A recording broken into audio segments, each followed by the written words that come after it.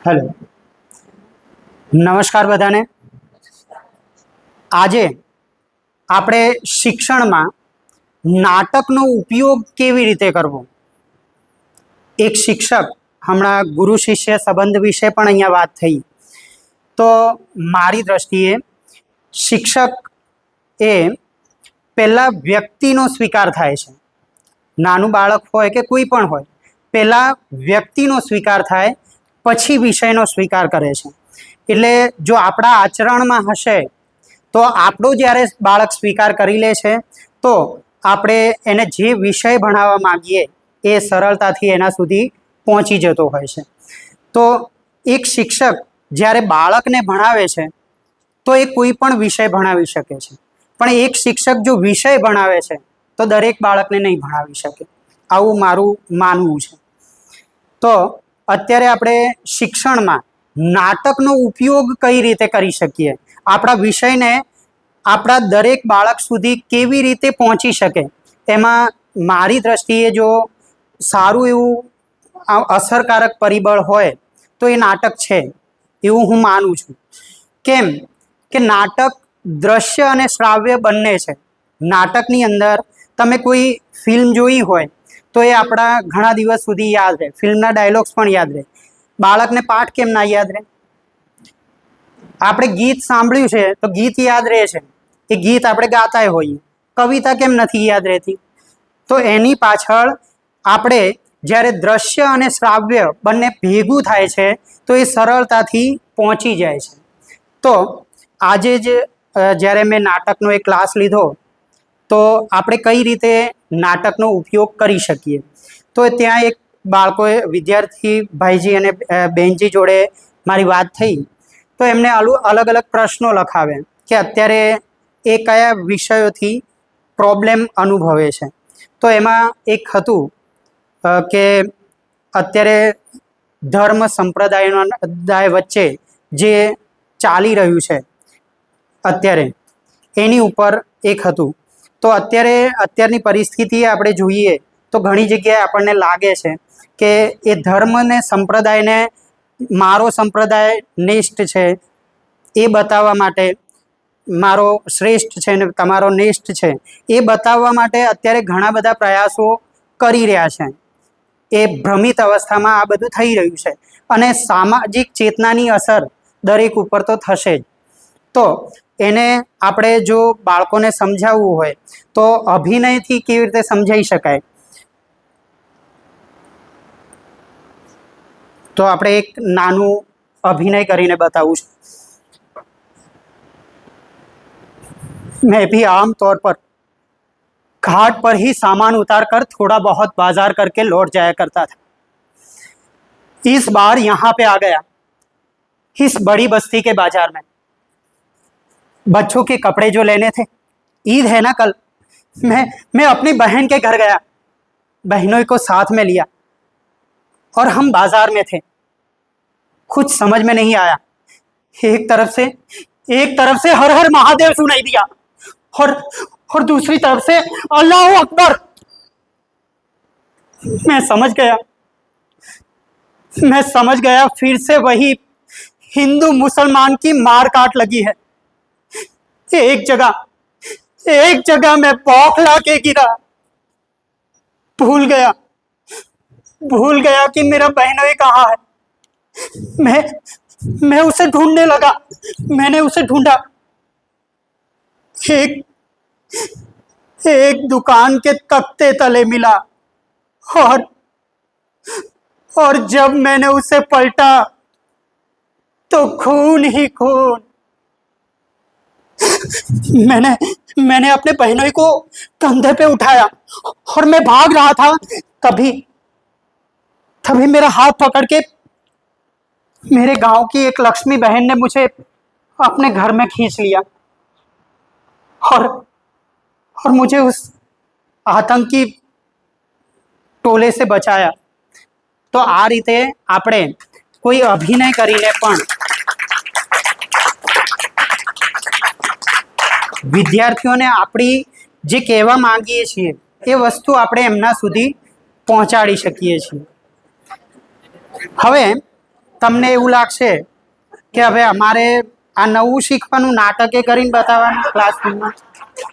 એક તો વિષય ભણાવીએ છીએ, મારે વિજ્ઞાન ભણાવવાનું, ગણિત ભણાવવાનું, સાથે સાથે નાટકે કરવાનું, જીવન વિદ્યાના ક્લાસે કરવાના. આટલું બધું કરવા જઈએ તો આ શરીર યાત્રા માટે તો થોડું સમય વધારે જોઈએ. પણ આપણે જે વિષય ભણાવીએ છીએ એમાં તમે અભિનય ના કરી શકો કદાચ, પણ એ વિષયની રજૂઆત તમે કેવી રીતે કરી શકો નાટ્યાત્મક રીતે. આપણે કોઈ પણ વિષય ભણાવવો છે તો એમાં ઘણી બધી આપણે હવે તો એટલું બધું નેટવર્ક આપણે સોશિયલ મીડિયાનો એટલો બધો યુઝ કરીએ છીએ કે આપણને ખબર છે.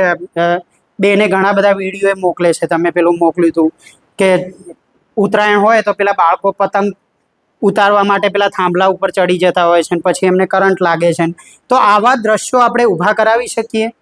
જો બાળકને આપણે ખાલી બોલ બોલ કરીશું તો આપણે ઉપદેશ આપતા હોય એવું લાગશે અને એ કનેક્ટ નહીં થાય. પણ એમને દ્રશ્ય સામે ભજવાય છે તો એ સરળતાથી એનો સ્વીકાર થઈ જશે. તો આપણે એવા દ્રશ્યો ઊભા કરી શકીએ. પછી આપણે ક્લાસરૂમમાં ભણાવતા હોઈએ ત્યારે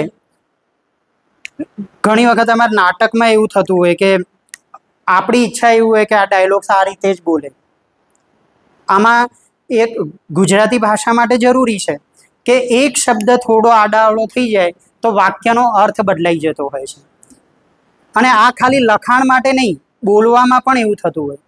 દાખલા તરીકે આપણું ઉચ્ચારણ કેવું છે, આપણે કેવી રીતે એનું ઉચ્ચારણ કરીએ છીએ, એનાથી આખો વાક્યનો અર્થ બદલાઈ જાય છે. શબ્દોય જુદા અવાજે અવાજે અને અર્થોય જુદા અવાજે અવાજે. એમ આપણે કોઈ શબ્દ બોલીએ. અત્યારે હું અસ્મિતાબેનજીના ઘરે જમવા જઉં અને ત્યાં અસ્મિતાબેનજીએ રસ બનાવ્યો હોય અને આમ રસ પીરસવા આવે અને હું કહું બસ, તો એ થોભી જશે અને આમ પીરસવાનું શરૂ કરે અને હું કહું બસ. તો આ જે શબ્દનું ઉચ્ચારણ છે, પેલામાં એવું લાગે કે બસ આટલું ઇનફ છે અને પેલામાં એવું લાગે બસ આટલો જ, રસોડામાં બીજો લેવા જવો પડે. એટલે તમારું ઉચ્ચારણ કેવું કરો છો તમે શબ્દને. એટલે આપણે વિદ્યાર્થી સાથે વાત કરતા હોઈએ કે અમે તમારી પાસે સ્પષ્ટ ઉચ્ચારણની અપેક્ષા કેમ રાખીએ છીએ, તો એનું તમે જે રીતે બોલો છો એનાથી વાક્યનો અર્થ નથી બદલાતો ને. આપણે જે કહેવા માંગીએ છીએ એ છેક જે કહેવા માંગીએ છીએ એ જ વસ્તુ સામે પહોંચે છે કે કોઈ અલગ વસ્તુ પહોંચે છે, એની માટે આપણે એ અપેક્ષા રાખીએ છીએ. દાખલા તરીકે શબ્દ આપણે લખ્યો છે કે મારા અક્ષરે સારા નહીં આવતા, સાહેબે કીધું એવું. પણ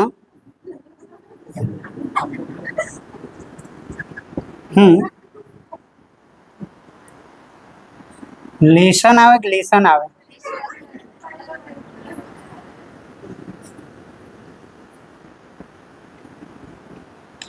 હું પેલા ભણવામાં ગઢવીનો વચલો અક્ષર હતો એટલે આમાં થોડી તકલીફ રહેશે. તો આ એક વાક્ય છે. આમાં જો બાળક આમાં આપણે ખાલી એક શબ્દનો આપણે બદલીએ તો વાક્યનો અર્થ બદલાઈ જાય છે. તમે જુઓ, આ પણની જગ્યા આપણે દર વખતે બદલીશું. અહીંયા હું પણ લેશન નથી લાવ્યો, વાક્યનો અર્થ બદલાય છે. પહેલા વાક્યમાં શું કહેવા માંગે છે?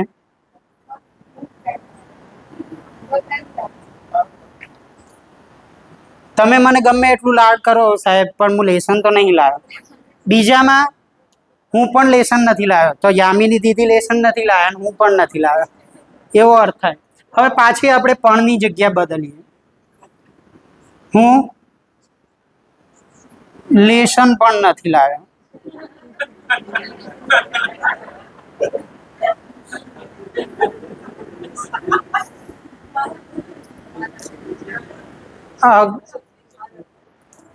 હા, હું એ તમે સમજી જજો થોડું, પહેલા તો ક્લિયર કર્યું. કેમ કે મારું જે પાયાનું શિક્ષણ છે એમાં થોડી કચાશ રહી ગઈ છે એમ. હા, તો અહીંયા આપણે પણની જગ્યા બદલી, હું લેશન પણ નથી લાવ્યો. આ જે ચોપડી એ નથી લાવ્યો, લેશન પણ નથી લાવ્યો, એવો અર્થ થાય.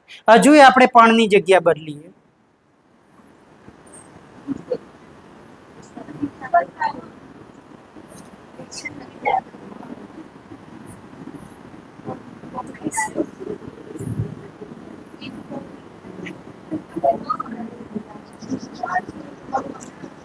હું લેશન નથી લાવ્યો, પણ મને તમે જે આપ્યું હતું ને એ મને યાદ છે બેન. મેને તમે 100 વખત લખવા આપ્યા હતા ને ઘડિયા, એ નથી લખ્યા, પણ મને અત્યારે તમે પૂછશો ને તો મને આખા ઘડિયા યાદ છે. તો આપણે બાળક પાસેથી આવી અપેક્ષા કેમ રાખીએ છીએ? તો આપણે એમને સમજાઈ શકીએ કે અમે તમારી પાસેથી આ અપેક્ષા કેમ રાખીએ છીએ. આવું તો કરી શકાય, આપણે એક્ટિંગ ના કરીએ પણ આ તો થાય. બાળકને આપણે અંડર, ઇન, આઉટ એ બધું શીખવાડવા માટે ઘણા બધા, તમે એક બોક્સની અંદર, આ અંદર કહેવાય, આ એ બધું આપણે સમજાવી શકીએ છીએ. તો નાટકનો ઉપયોગ આપણે ઘણી બધી જગ્યાએ કરીને ઘણું બધું શીખવાડી શકીએ.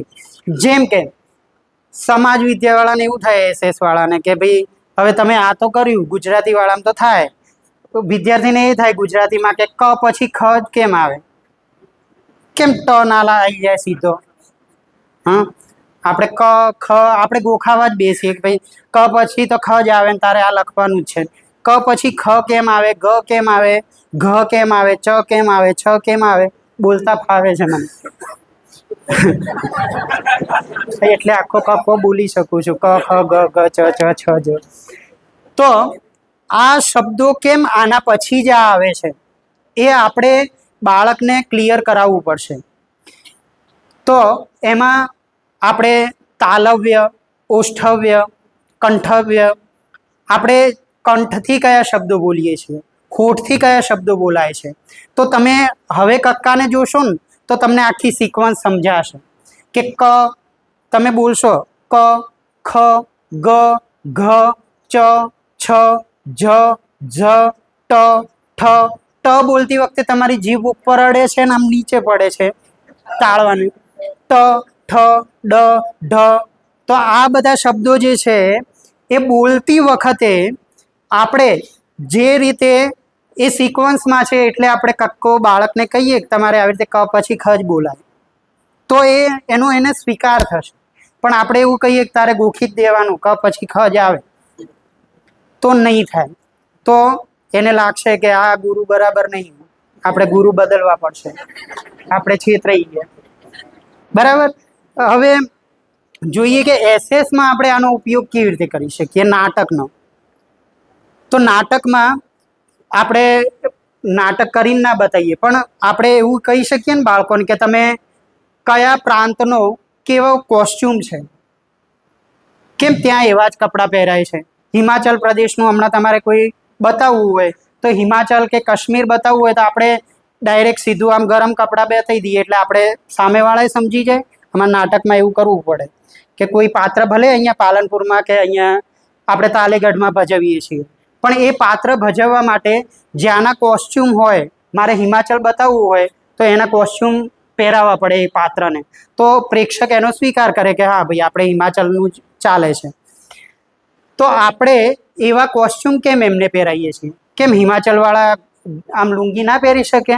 સાઉથમાં જ પહેરવાની. હા, એ પ્રેક્ટિસ કરે લુંગી પહેરતા આવડી જાય. ના આવડે લુંગી પહેરતા,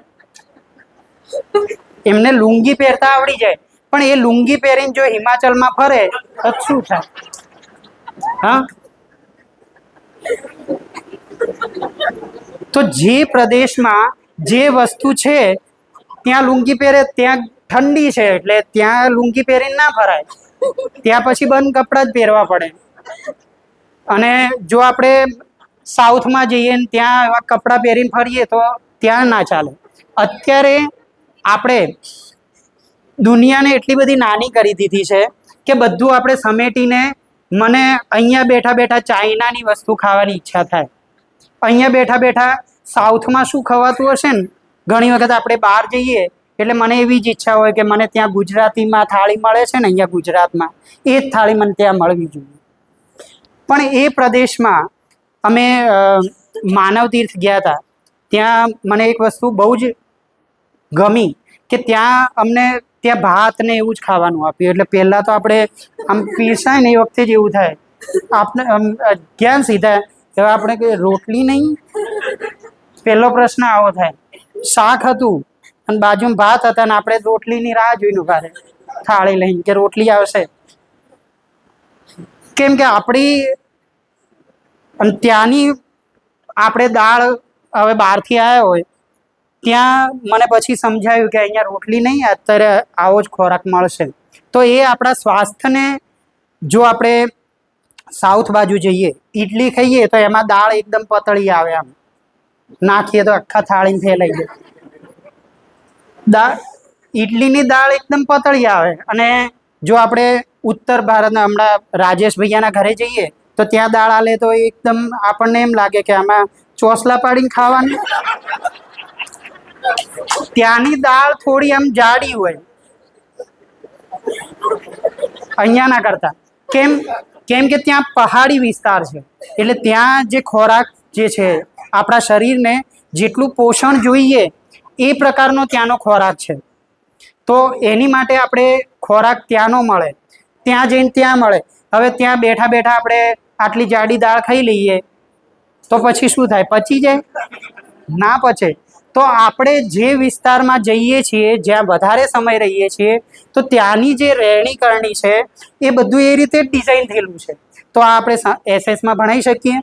ત્યાંના કોસ્ચ્યુમ કેમ આવા છે, ત્યાંનો ખોરાક કેમ આવો છે, એ પ્રદેશની જે વાતાવરણ છે એને અનુરૂપ એ વસ્તુઓ હોય છે. આપણે એસએસમાં ભણાવી શકીએ. બીજું અમુક લખીને લાવ્યો છું વાત. ગણિતમાં આપણે નાટકનો ઉપયોગ કેવી રીતે કરી શકીએ, ગણિત કેમ ભણાવીએ છીએ એ આપણે નાટકમાં પણ જોયું. હવે આ બધી વસ્તુઓ આપણે કેમ કરીએ છીએ એ જો આપણું ક્લિયર હશે તો આપણે સરળતાથી બાળક સુધી પહોંચી શકીશું. અને દરેકે દરેક બાળક, બધાની શીખવાની શક્તિ એક જેવી નથી.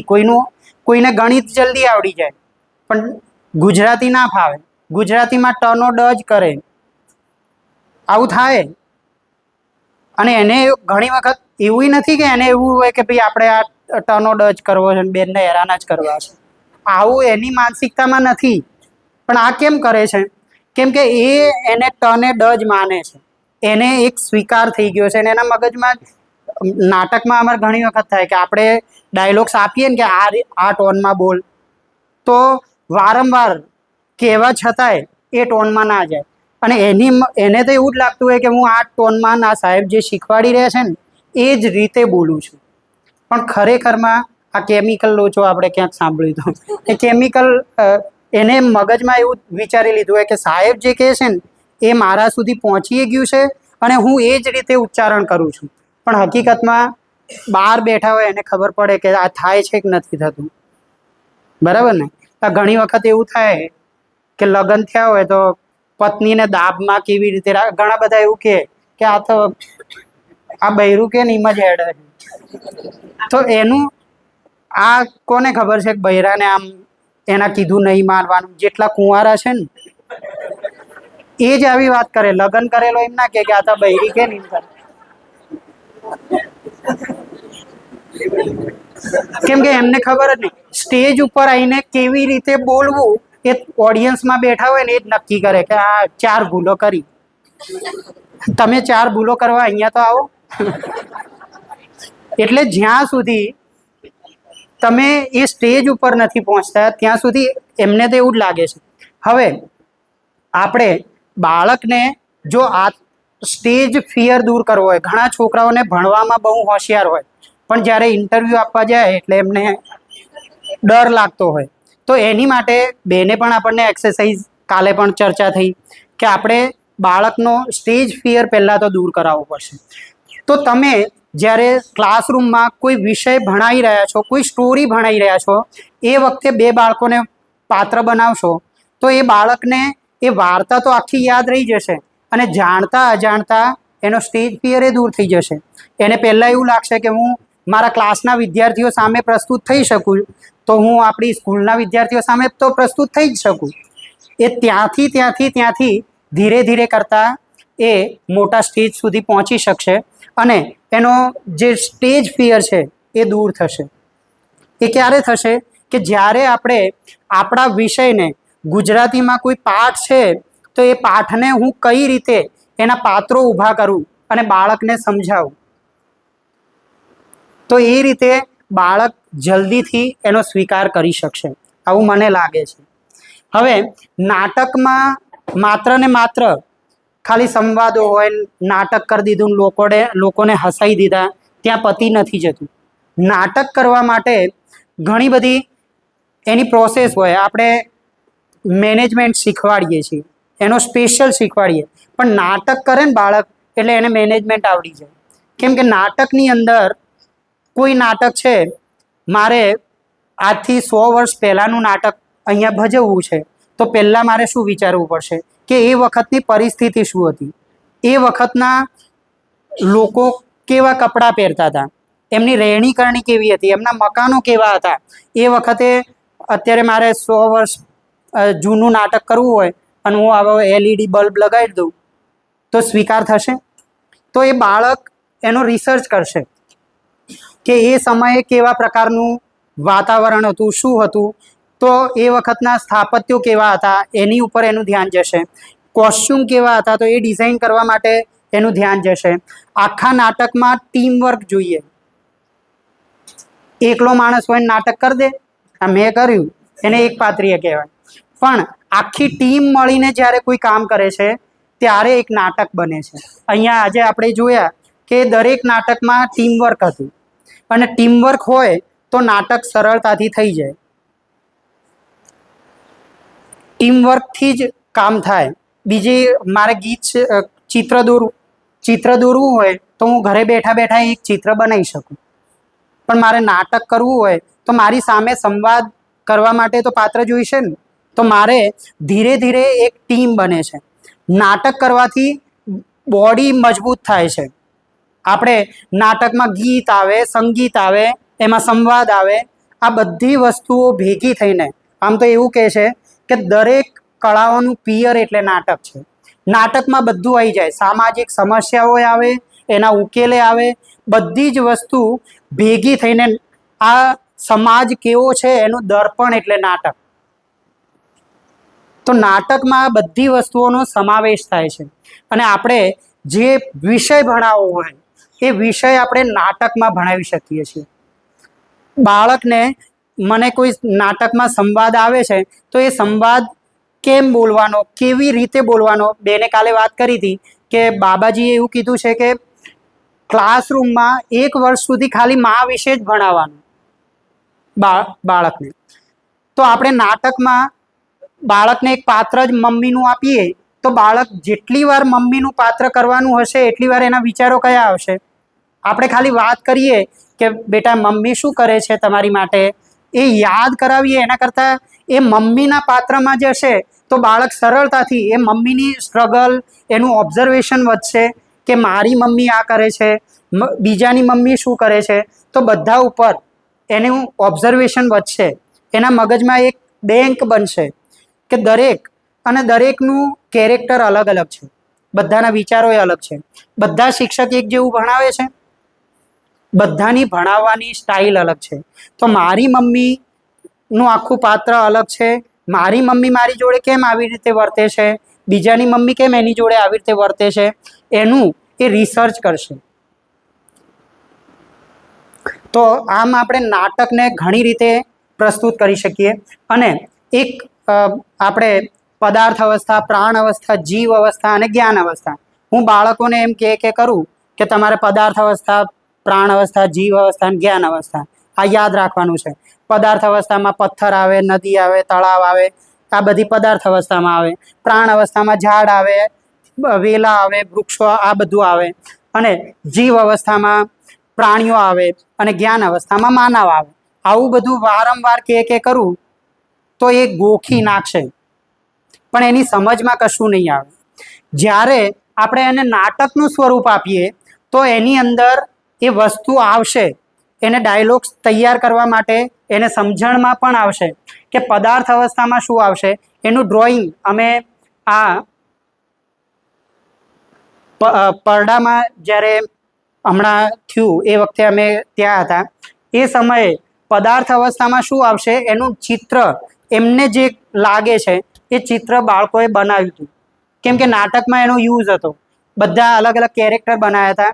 તો પદાર્થ અવસ્થામાં શું આવશે, પ્રાણ અવસ્થામાં શું આવશે, આ જ્ઞાન અવસ્થામાં શું છે, જીવ અવસ્થામાં આ ત્યાંના મેડમ હતા અને સાથે બાળકોએ બેઠા.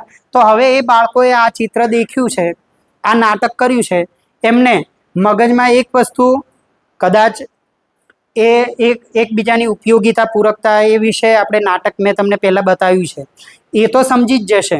પણ હાલ એમના શબ્દ સ્વરૂપે સૂચના રૂપે તો એમની પાસે આવી જ ગયું છે. તો આપણે એ નાટક પણ જોઈએ. અહીંયા આપણા સ્કૂલના વિદ્યાર્થીઓએ અહીંયા પણ આપણે ભજવણી કરી હતી. પહેલાં સ્પીકર